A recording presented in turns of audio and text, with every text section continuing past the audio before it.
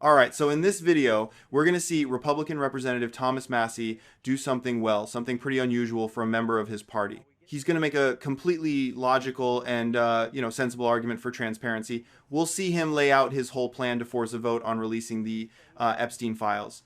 A plan that his own party's leadership, specifically Speaker Mike Johnson, is actually trying to block. You're going to want to watch for how his just very straightforward explanation, it completely exposes the totally irrational hypocrisy of his fellow Republicans, the same ones who were, screaming about this issue just a few months ago and have now, mysteriously gone silent. I mean, it's a masterclass in watching a party's supposed principles just completely fall apart in real time. As usual, let's watch the video in full. I'm going to give you guys my thoughts towards the end. No, it's a tool of the American people. When the speaker stands in the way of justice and transparency, this is how we get justice. We get 218 people to sign a resolution that says we're going to bring this bill to the floor. This is phase 2. The speaker says there's not going to be a vote before the August recess on this separate bill. What do you say to him? Well, lucky for him, there are only 6 legislative days between when I introduced this bill, and I need 7 legislative days for the bill to ripen and then get the discharge petition signatures. So what will happen is, over the August recess, I think momentum will build for transparency. I don't think this is going to go away. And I think when we return in September, we'll get phase 2 of the Epstein files, because we'll get, I believe, every Democrat and at least a dozen Republicans who want transparency and justice. Why is that going to the grand jury and asking for the release of this testimony not enough for you? That's like one of 12 things that we need. Like in our House resolution, which calls up the bill, we ask for a dozen different things. And that testimony would be one thing, but that's not a whole lot of stuff. Do you have any reason? Do you believe there's any reason why this information is not being released by the administration? I think it's embarrassing to the intelligence community. It may be embarrassing to the president's friends. I'm not particularly implicating the president himself. I don't allege him of any wrongdoing, but I do believe that there are some things that need to be brought to the American public's knowledge that have happened that will be embarrassing. So you think during the August recess, momentum's going to build for this? Oh, absolutely. This is not going away. Look, less than 10% of the American people believe that this shouldn't be released. And the legislation that we wrote protects the victims and protects national security. So there's no reason not to release everything that they've got over there at the administrative branch. And you already have commitments, 218 commitments to sign on to your discharge petition? So we just picked up another Republican today. I think we're at about a dozen Republicans. And if we get every Democrat plus all of the Republicans who've co-sponsored this, if they all sign the discharge petition, we've easily got 218. And the Epstein files will be released. Like, the House will pass that bill, and it's binding. It's not like the fake non-binding resolution that they did in the Rules Committee.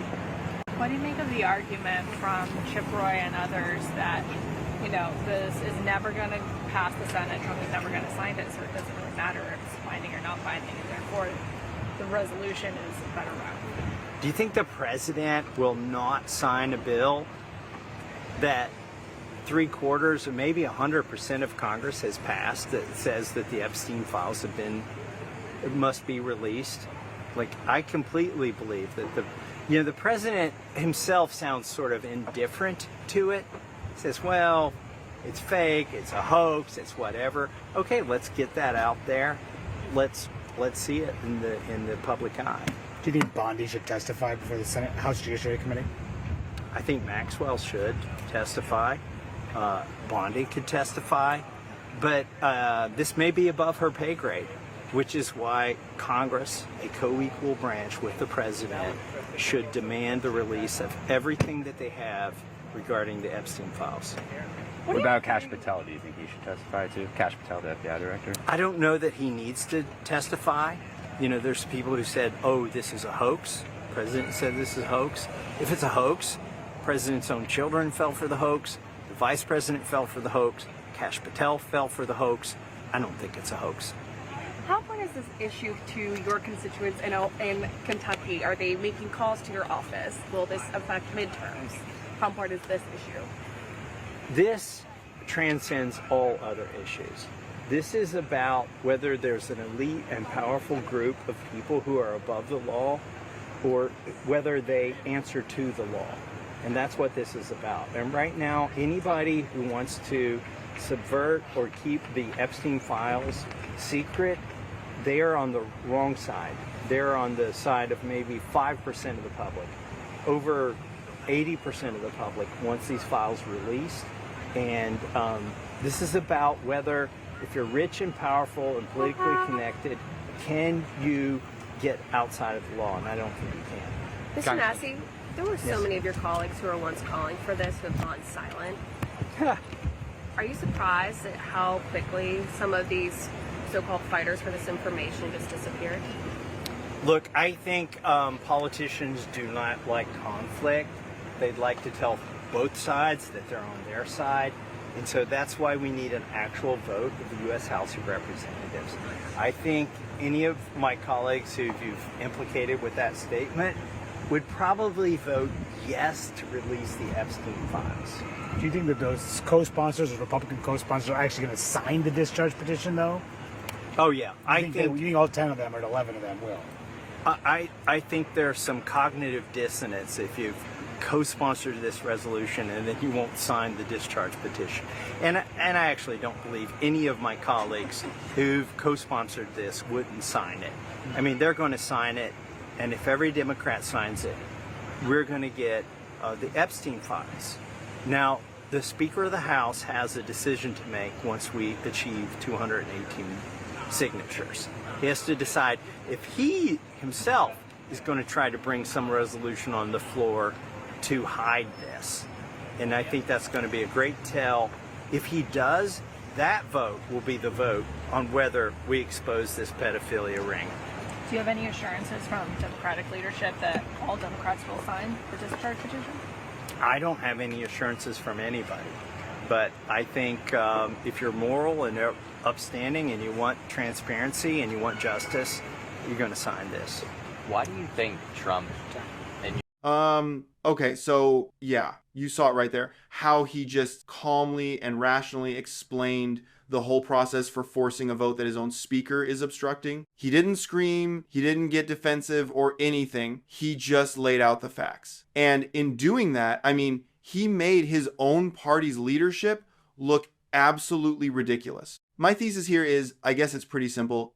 It is just a stunning indictment of the modern Republican Party. The fact that one of their own guys has to use a discharge petition, which is basically a last resort procedural tool, and then he has to rely on Democratic votes just to get a hearing on government transparency. It proves, in my personal opinion, that for all their talk about fighting elites and corruption, the party leadership is way more interested in protecting the powerful than seeking justice. It really is. I mean, let's be 100% honest for a second. Massie's logic is just, it's airtight. When he was asked about the argument from people like Chip Roy, that the bill won't pass the Senate or get signed, his response was perfect. He says, do you think the president will not sign a bill that 3, 4, maybe 100% of Congress has passed that says that the Epstein files must be released? And he's right. He's absolutely right. The argument against it is just, it's fundamentally weak and defeatist. It's the kind of argument you make when you don't actually want something to happen, but you need some kind of plausible sounding excuse, And you could really hear the confidence in his voice when he says momentum will build. He states over 80% of the public wants these files released. This is a huge issue for most people. I mean, the overwhelming majority of Americans agree on this. The fact that the Republican Speaker of the House is standing in the way of it's genuinely crazy to me. What is he so afraid of? As Massie puts it, this whole thing, it really does transcend politics And it's about whether there's an elite and powerful group of people who are above the law. I mean, for a party that rode to power claiming to be against that exact thing, their silence and their obstruction, it's deafening. For me, the most telling part, it was when the reporter asks about his colleagues, the ones who were so vocal and have now just gone silent. Massie says, politicians do not like conflict. They like to tell both sides that they're on their side. And so that's why we need an actual vote. And that right there, that is just a brilliant, understated jab at his spineless colleagues.